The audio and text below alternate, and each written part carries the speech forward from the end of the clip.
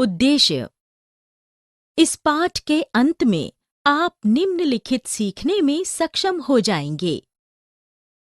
पणधारकों की अवधारणा को समझने में, पूंजी और आगम के बीच अंतर कर सकने में, वित्तीय विवरण को बताने में, वित्तीय विवरण तैयार करने की आवश्यकता को समझने में, व्यापारिक लाभ और हानि खाता और उसकी प्रासंगिकता समझा सकने में, व्यापारिक लाभ और हानि खाते में शामिल की जाने वाली मदों को जानने में, परिसंपत्तियों और देयताओं का क्रमबद्धीकरण और समूहीकरण करने में। पणधारक और प्रकार। वित्तीय लेखांकन क्या है? किसी व्यवसाय की वित्तीय गतिविधियों का संरचित अभिलेख है जो व्यवसाय, व्यक्ति या अन्य इकाई की स्थिति को परिभाषित करता है। हम सभी जानते हैं कि व्यवसाय का मुख्य उद्देश्य निवेशकों, पणधारकों को महत्वपूर्ण वित्तीय जानकारी प्रदान करना है ताकि वे व्यावसायिक निर्णय लेते समय संगठन की स्थिति के बारे में भली भांति अवगत हों। पणधारक कौन है?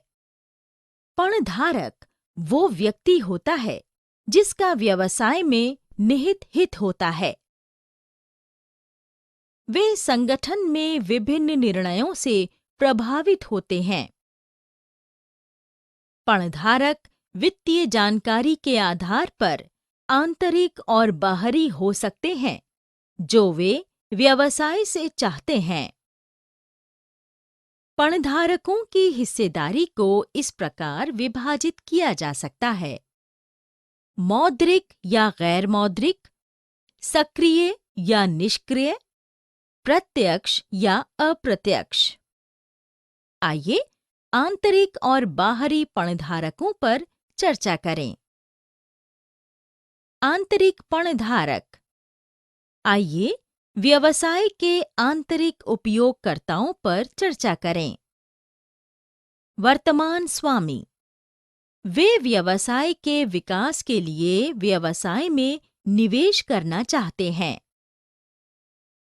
वे निवेश करने से पहले व्यवसाय की परिसंपत्तियों और देयताओं और व्यवसाय की भुगतान करने की क्षमता, व्यवसाय का लाभ जानना चाहते हैं। प्रबंधक। ये व्यवसाय के कर्मचारी होते हैं जो स्वामी की ओर से काम करते हैं। वे अपने करियर में सीखने और सफल होने के लिए व्यवसाय में काम करते हैं। उनका कर्तव्य व्यवसाय का लाभ और हानि और व्यवसाय की वित्तीय स्थिति के बारे में जानना है, क्योंकि उनकी पदोन्नति मूल्यांकन इस पर निर्भर करता है। बाहरी पणधारक। सरकार। सरकार नियमों को निर्दिष्ट करती है जिनका व्यवसाय को पालन करना होता है और सुनिश्चित। पूंजी और आगम। पूंजी और आगम के बीच अंतर। लेखांकन की बात आने पर पूंजी और आगम के बीच बड़ा अंतर होता है। इससे व्यवसाय का व्यापारिक और लाभ और हानि खाता बनाने में सहायता मिलती है। पूंजी के अंतर्गत आने वाली मदों को तुलन पत्र में प्रदर्शित किया जाता है, जबकि व्यवसाय का आगम व्यापारिक और लाभ और हानि खाते में दिखाया जाता है। व्यय क्या है? व्यय व्यवसाय संगठन द्वारा नई परिसंपत्तियां प्राप्त करने के लिए या पहले से मौजूद परिसंपत्तियों में सुधार लाने के लिए या देयता पूरी करने के लिए उपयोग किया जाने वाला फंड है। ये व्यवसाय के दिन प्रतिदिन के परिचालन के लिए उपयोग किए जाने वाले फंड या संसाधन हैं, जैसे कर्मचारी को वेतन देना, किराए का भुगतान इत्यादि। व्यय का लाभ एक लेखांकन अवधि या उससे अधिक तक के लिए चल सकता है। ये वे व्यय हैं जिनका लाभ एक लेखांकन अवधि में मिल सकता है और तुरंत खर्च किया जा सकता है। उन्हें आयगत व्यय के रूप में जाना जाता है। ये वे व्यय हैं जिनका लाभ एक से अधिक लेखांकन अवधि तक प्राप्त किया जा सकता है और जो लंबी समयावधि तक उत्पादक होते हैं, उन्हें पूंजीगत व्यय के रूप में जाना जाता है। पूंजीगत व्यय और आयगत व्यय के बीच अंतर। व्यवसाय की अर्जन क्षमता। पूंजीगत व्यय व्यवसाय की अर्जन क्षमता बढ़ाने में सहायता करता है, जबकि आयगत व्यय व्यवसाय की अर्जन क्षमता बनाए रखने में सहायता करता है। व्यय का उद्देश्य। पूंजीगत व्यय व्यवसाय के सुचारू परिचालन के लिए स्थायी परिसंपत्तियां क्रय करने के लिए किया जाता है, जबकि आयगत व्यय व्यवसाय के दिन प्रतिदिन के परिचालन के लिए किया जाता है। व्यय की प्रकृति। आयगत व्यय प्रकृति से आवर्ती व्यय होता है, जबकि पूंजीगत व्यय प्रकृति से अनावर्ती व्यय होता है। पूंजीगत और आयगत व्यय का महत्व। स्थगित आयगत व्यय क्या है? आयगत व्यय, जिसका लाभ एक से अधिक लेखांकन अवधि तक विस्तृत हो सकता है, उसे स्थगित आयगत व्यय के रूप में जाना जाता है। जैसे विज्ञापन व्यय। व्यय और खर्च के बीच क्या अंतर है? व्यय व्यावसायिक फर्म द्वारा दिन प्रतिदिन के परिचालन या परिसंपत्तियों के क्रय या किसी देयता का भुगतान करने पर व्यय किया जाने वाला धन है, जबकि व्यय का वो हिस्सा जिसका चालू वर्ष में उपयोग किया जाता है या जो चालू वर्ष में उठाया जाता है, उसे चालू वर्ष के खर्च के रूप में जाना जाता है। प्राप्तियां। ये वे प्राप्तियां हैं जो बार बार प्राप्त नहीं होती हैं और वापस लौटाने की आवश्यकता होती है।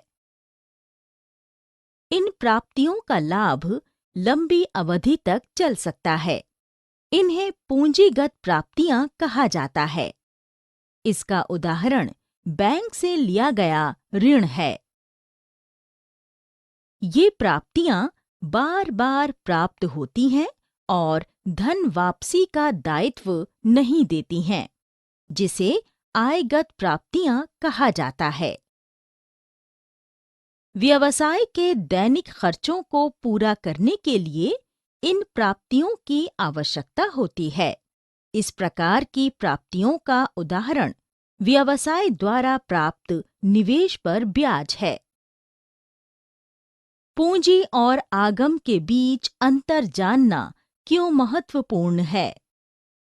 निम्नलिखित कारणों से पूंजी और आगम के बीच अंतर को जानना महत्वपूर्ण है। हम जानते हैं कि हम सभी आयगत मदें व्यापारिक लाभ और हानि खाते में दिखाते हैं और पूंजीगत मदें तुलन पत्र में दिखाई जाती हैं। यदि खाता बही में किसी भी मद की गलत तरीके से प्रविष्टि हो जाती है, तो लाभ और हानि खाते की गणना गलत होगी। इसलिए प्रत्येक मद की सही प्रकृति की पहचान करना और तदनुसार खाता बही में उसे दर्ज करना महत्वपूर्ण है। किसी व्यवसाय वित्तीय विवरण। सभी उपयोगकर्ताओं की, चाहे आंतरिक हों या बाहरी व्यवसाय से अलग-अलग सूचनात्मक आवश्यकताएं होती हैं। इसलिए एकल उपयोगकर्ता के लिए जानकारी उत्पन्न करने के बजाय व्यवसाय वित्तीय विवरणों का सेट तैयार करता है, जो सभी प्रकार के उपयोगकर्ताओं की सूचनात्मक आवश्यकताओं को पूरा करता है। वित्तीय विवरण तैयार करने का उद्देश्य। वित्तीय विवरण व्यवसाय या संगठन की वित्तीय स्थिति की वास्तविक और स्पष्ट तस्वीर देता है और समय की एक अवधि के दौरान व्यवसाय की वित्तीय स्थिति में परिवर्तन करता है। वित्तीय विवरण पिछले प्रदर्शन का तुलनात्मक विश्लेषण करके संगठन के वित्तीय प्रदर्शन की वास्तविक और स्पष्ट तस्वीर देता है। व्यापारिक और लाभ और हानि खाता। व्यापारिक और लाभ और हानि खाते को आमतौर पर एक साथ तैयार किया जाता है। ये एक लेखांकन अवधि में व्यवसाय द्वारा अर्जित लाभ और लेखांकन अवधि में व्यवसाय द्वारा उठाई गई हानि की गणना करने में सहायता करता है। ये एक लेखांकन अवधि में व्यवसाय के शुद्ध लाभ या हानि की गणना करने में सहायता करता है।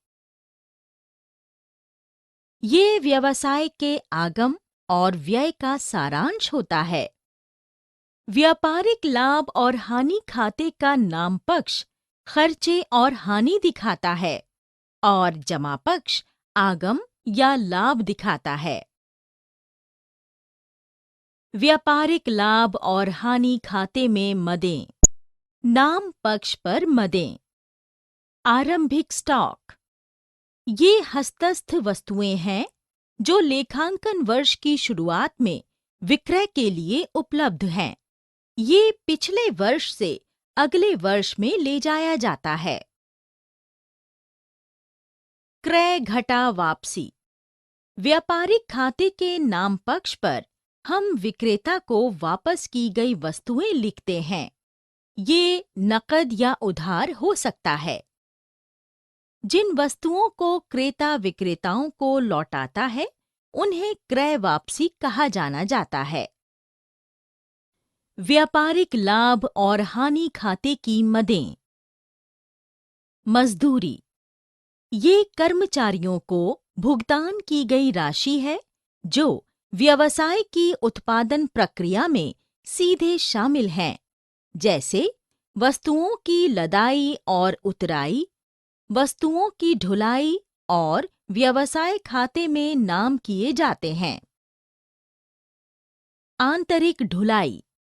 इसमें आपूर्तिकर्ता से व्यवसाय तक और व्यवसाय से ग्राहकों तक वस्तुओं की ढुलाई के लिए व्यवसाय द्वारा किए गए खर्च शामिल हैं। ईंधन या जल या बिजली। ये वो खर्चे हैं जो वस्तुओं के उत्पादन की प्रक्रिया के दौरान किए जाते हैं और खर्चों का हिस्सा माने जाते हैं। पैकेजिंग सामग्री और पैकिंग शुल्क।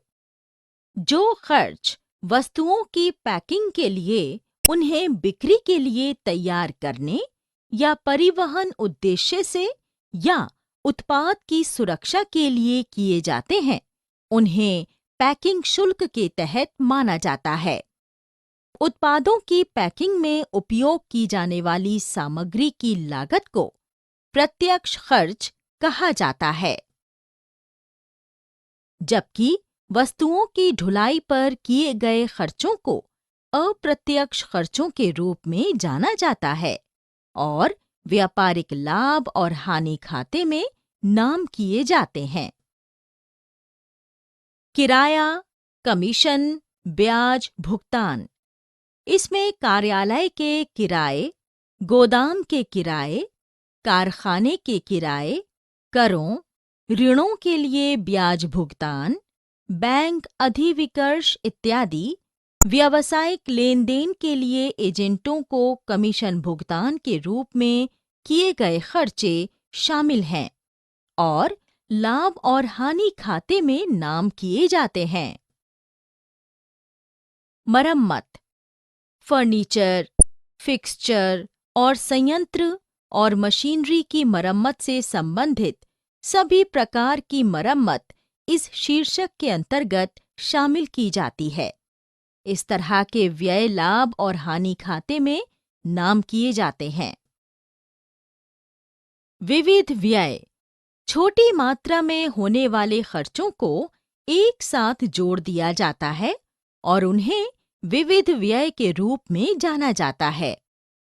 ये खर्चे खर्च के सकल लाभ और निवल लाभ की अवधारणा।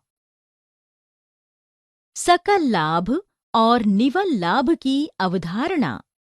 व्यापारिक लाभ और हानि खाता वो खाता होता है जो दो खातों, व्यापारिक खाता और लाभ और हानि खाता से बना होता है। व्यापारिक खाता लेखांकन अवधि के दौरान सकल लाभ या सकल हानि पता लगाने में सहायता करता है, जबकि लाभ और हानि खाता लेखांकन अवधि के दौरान निवल लाभ या निवल हानि पता लगाने में सहायता करता है। व्यापारिक खाता। व्यापारिक खाता व्यवसाय के दिन प्रतिदिन के परिचालन से उत्पादन पता लगाता है। ये परिचालन वस्तुओं का निर्माण, वस्तुओं का क्रय और विक्रय हो सकते हैं। व्यापारिक खाता ये पता लगाने के लिए तैयार किया जाता है कि क्या ग्राहकों को वस्तुएं और सेवाएं बेचना व्यवसाय के लिए लाभदायक है या नहीं। व्यवसाय के खर्चों को दो श्रेणियों में बांटा जाता है। प्रत्यक्ष खर्च। प्रत्यक्ष व्यय में व्यवसाय से सीधे जुड़े सभी खर्चे शामिल होते हैं, जैसे वस्तुओं का निर्माण, क्रय और उन्हें बिक्री बिंदु पर लाना। अप्रत्यक्ष खर्च।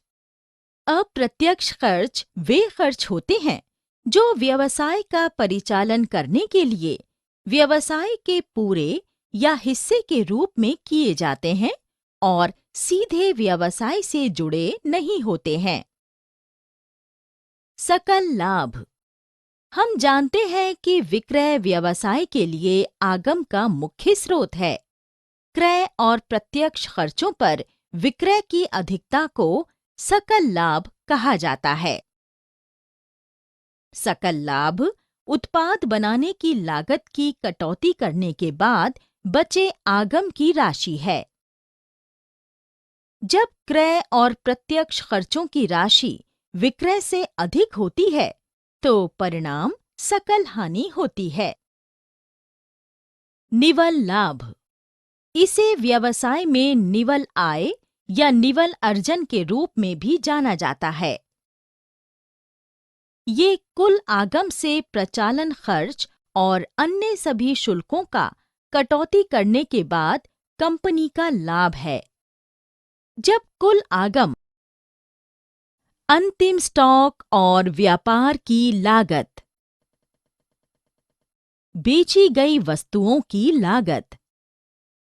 बेची गई वस्तुओं की लागत वस्तुओं का उत्पादन करने के लिए प्रत्यक्ष श्रम लागत के साथ वस्तु का निर्माण करने में प्रयुक्त सामग्री की लागत है।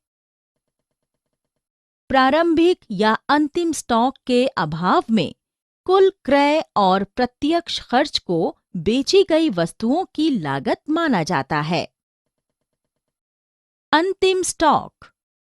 लेखांकन अवधि के अंत में अनबिकी वस्तुओं को अंतिम स्टॉक कहा जाता है।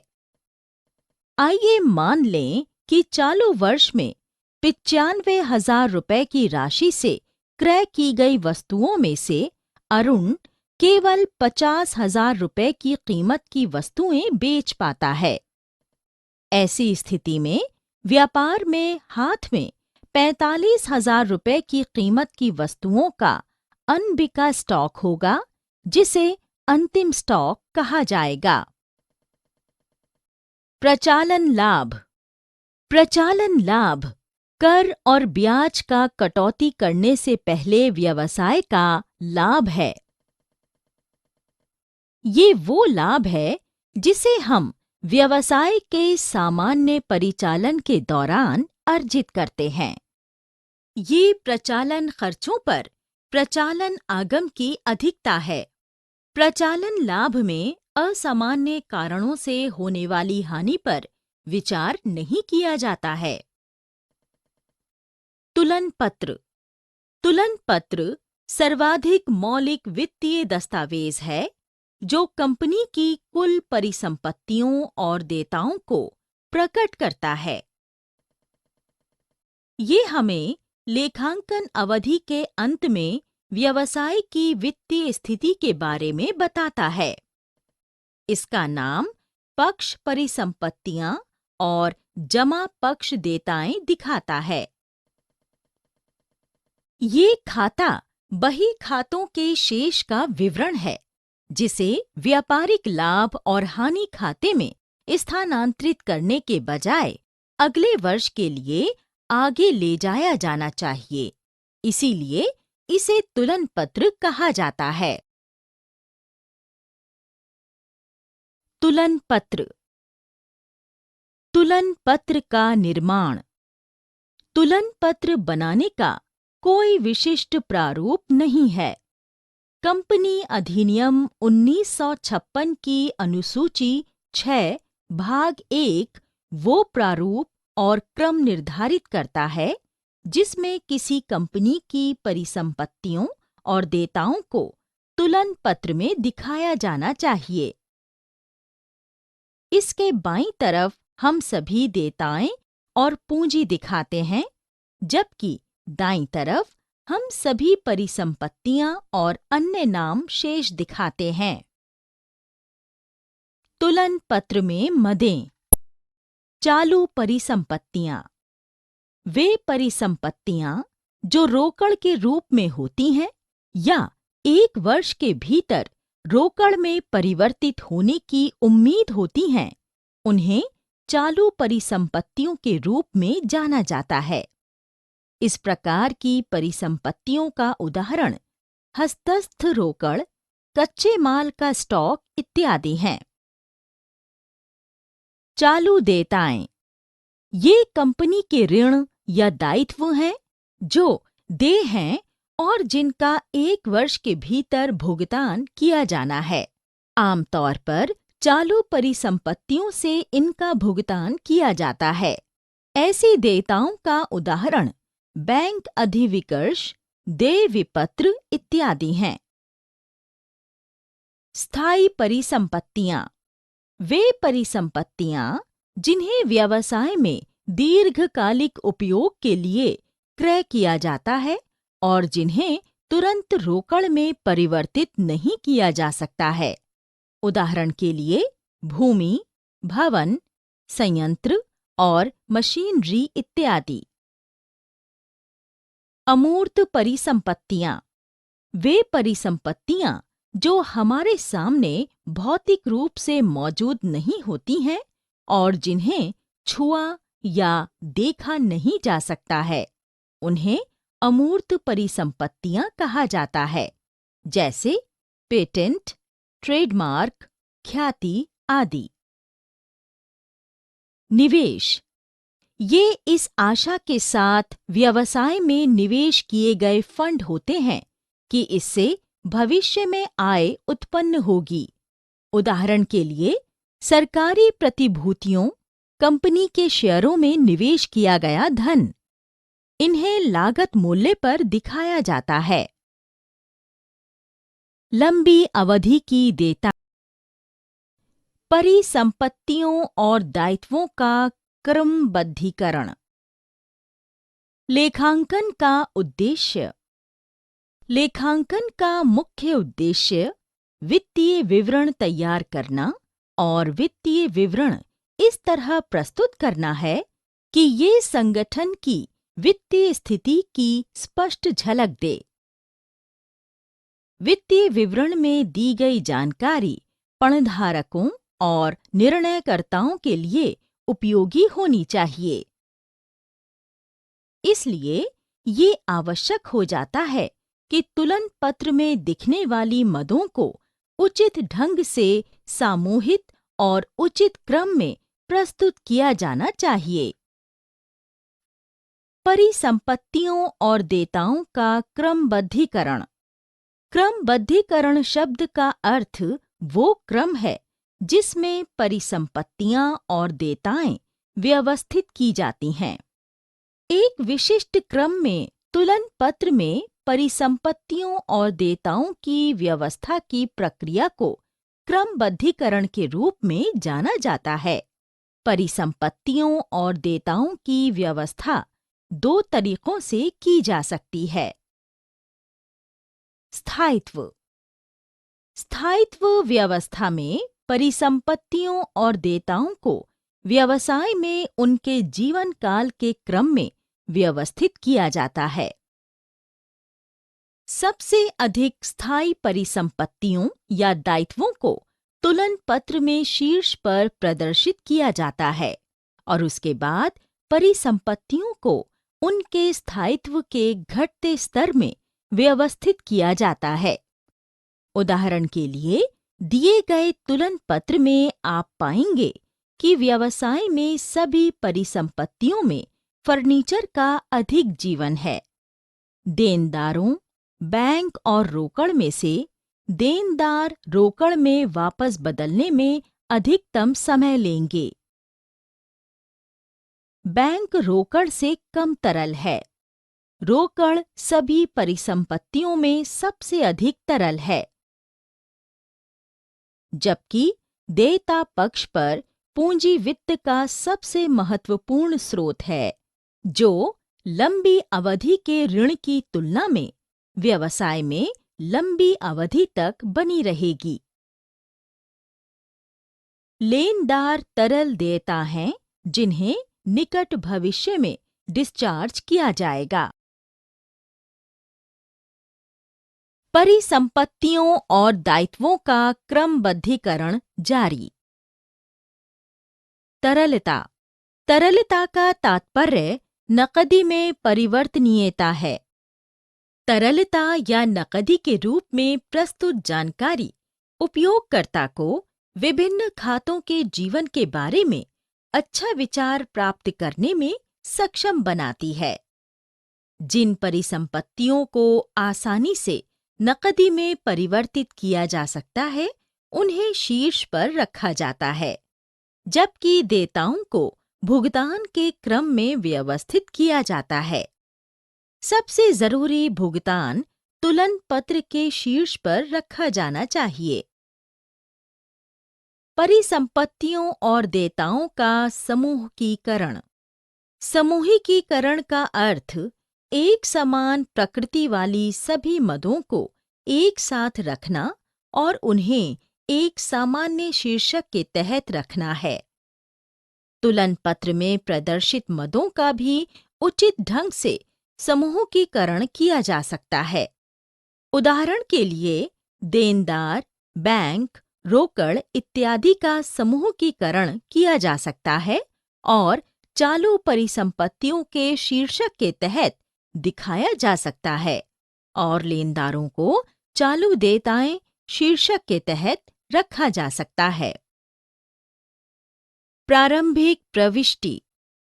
एक लेखांकन अवधि के अंत से दूसरी लेखांकन अवधि की शुरुआत में आए ले जाए गए शेष को प्रारंभ शेष या प्रारंभिक प्रविष्टि कहा जाता है।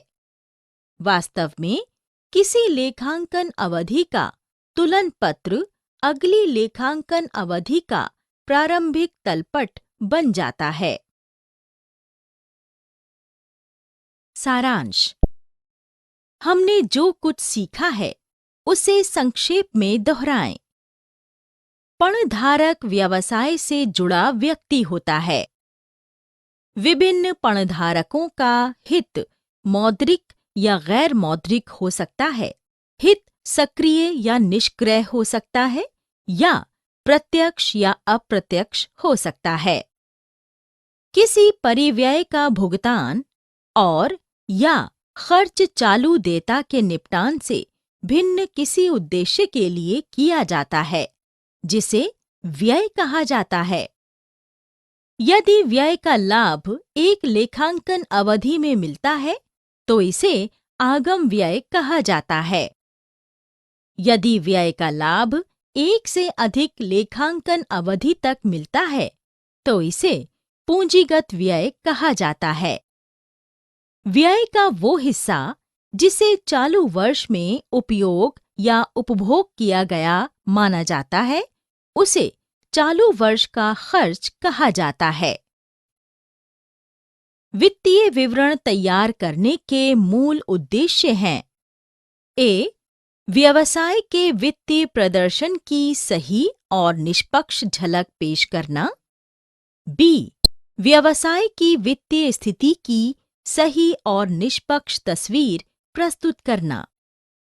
प्रत्यक्ष खर्च का अर्थ वस्तुओं के निर्माण, क्रय से सीधे जुड़े सभी खर्च और उन्हें बिक्री के बिंदु पर लाना है। क्रय और प्रत्यक्ष खर्च पर विक्रय की अधिकता को सकल लाभ कहा जाता है। यदि लाभ और हानि खाते के जमा पक्ष का योग नाम पक्ष की तुलना में अधिक है, तो अंतर उस अवधि के लिए निवल लाभ है जिसमें इसे तैयार किया जा रहा है। यदि नाम पक्ष का योग जमा पक्ष के योग की तुलना में अधिक है, तो अंतर व्यवसाय फर्म द्वारा उठाई गई निवल हानि है।